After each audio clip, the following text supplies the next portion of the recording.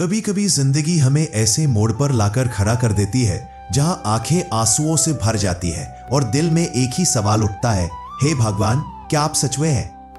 लेकिन शायद भगवान की खामोशी ही उनका सबसे गहरा उत्तर होती है। यह कहानी है आरव की, एक साधारण युवक की, जिसकी परीक्षा खुद भगवान ने ली और जिसने सीखा कि विश्वास ही सबसे बड़ा चमत्कार है।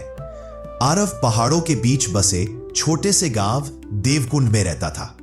उसके पिता मंदिर के पुजारी थे, शांत, ईमानदार और भक्तिमय। वे हमेशा आरव से कहते, बेटा, भगवान से कुछ मत मांगना, बस इतना कहना, जो अच्छा हो वही करना। लेकिन किस्मत ने आरव को जल्दी ही परख लिया। 12 साल की उम्र में उसके पिता चल बसे और उसकी मां बीमार रहने लगी। दिन भर वह खेत में मजदूरी करता, रात को मां की सेवा करता और मंदिर की सीढ़ियों पर बैठकर आसमान देखता। भगवान, मेरी मां को बस सुकून दे दो। समय बीतता गया, हालात बिगड़ते गए। एक रात वह मंदिर में रो पड़ा, आपने सबको दिया पर मुझे अंधेरा क्यों? दीपक की लौ डगमगाई पर आरव ने नहीं देखा। वह मंदिर छोड़कर चला गया। मां ठीक हुई तो आरव ने ठान लिया कि अब वह उन्हें बड़े शहर में इलाज के लिए ले जाएगा। वह पैसे जोड़ने लगा, इन रात मेहनत करता रहा। फिर गांव में आग लग गई, झोपड़ियां जलने लगी। आरव ने अपनी सारी जमा पूंजी उन बेघर लोगों को दे दी। मां ने पूछा, बेटा, तूने सब दे दिया? आरव बोला, भगवान ने मेरी प्रार्थना सुनी थी, अब मेरी बारी है किसी और की प्रार्थना बनने की। थोड़े समय बाद मां की तबीयत फिर बिगड़ी। आरव के पास कुछ नहीं था। वह मंदिर गया पर इस बार कुछ मांगा नहीं, बस चुपचाप दिए के सामने बैठा रहा। पुजारी ने पूछा, बेटा, मांग क्यों नहीं रहा? आरव बोला, पहले मैं उनसे मांगता था, अब बस उन्हें महसूस करता हूं। शायद यही सच्ची प्रार्थना है। अगले ही दिन एक संस्था गांव में आई।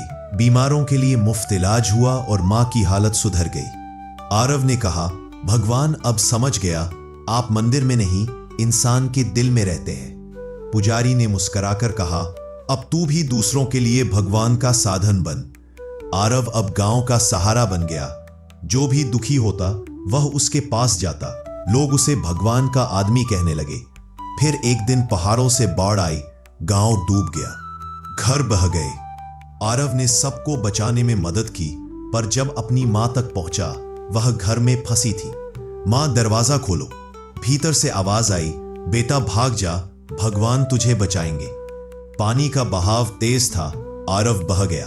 जब होश आया, सब कुछ खत्म हो चुका था।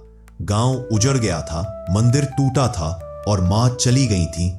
आरव मंदिर के खंडहरों में बैठा बोला, भगवान, आपने सब छीन लिया, अब बताइए मेरे विश्वास का क्या अर्थ रहा? दिन बीतते गए, आरव मौन हो गया। लोग कहते, जिसने सबका दुख बांटा वो खुद टूट गया। एक शाम नदी किनारे एक छोटी बच्ची आई। उसके हाथ में टूटी माला थी। वो बोली, भैया, क्या भगवान इसे जोड़ देंगे? आरव ने मोती जोड़ते हुए कहा, हाँ बच्ची, भगवान सब जोड़ देते हैं, बस हमें टूटने से डरना नहीं चाहिए। बच्ची मुस्कुराई और चली गई। आरव ने आसमान की ओर देखा, सूरज बादलों से झांक रहा था। उसके होठों से निकला, भगवान ने मां को नहीं छीना, उन्होंने उन्हें अपने पास बुला लिया ताकि मैं दूसरों के लिए उनका रूप बन सकूं। उसने मंदिर की सफाई शुरू की, टूटी दीवारें ठीक की, मूर्ति को नए वस्त्र पहनाए और मंदिर का नाम रखा विश्वास धाम। अब वहां रोज लोग आते, कोई दुख लेकर, कोई उम्मीद लेकर। एक शाम आरव मंदिर की सीढ़ियों पर बैठा था। सूरज ढल रहा था, घंटियों की गूंज हवा में थी।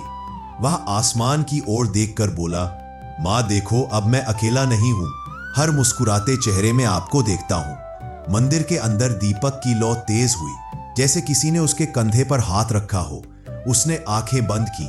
पिता की आवाज आई, बेटा, अब तू वही बन गया है जिसे बनाने के लिए भगवान ने तुझे चुना था। आरव मुस्कुराया, आंसू बहे, पर दिल में शांति थी। वह बोला, हे भगवान, अब समझ आया, चमत्कार मंदिरों में नहीं, इंसान के भीतर होते हैं। समय गुजरा, विश्वास धाम तीर्थ बन गया। दूर दूर से लोग आते, आरव की कहानी सुनते और अपने भीतर नया भरोसा लेकर लौटते। कहानी यही समाप्त नहीं होती। हर इंसान के भीतर एक आरव है जो दुख, हार और अंधेरे में भी भगवान को ढूंढ लेता है। अगर तुम्हारे जीवन में भी अंधेरा है तो याद रखना, भगवान ने तेरी दुआ सुनी है, बस जवाब देने की तैयारी कर रहे हैं। विश्वास बनाए रखो, भगवान हमेशा तुम्हारे साथ है।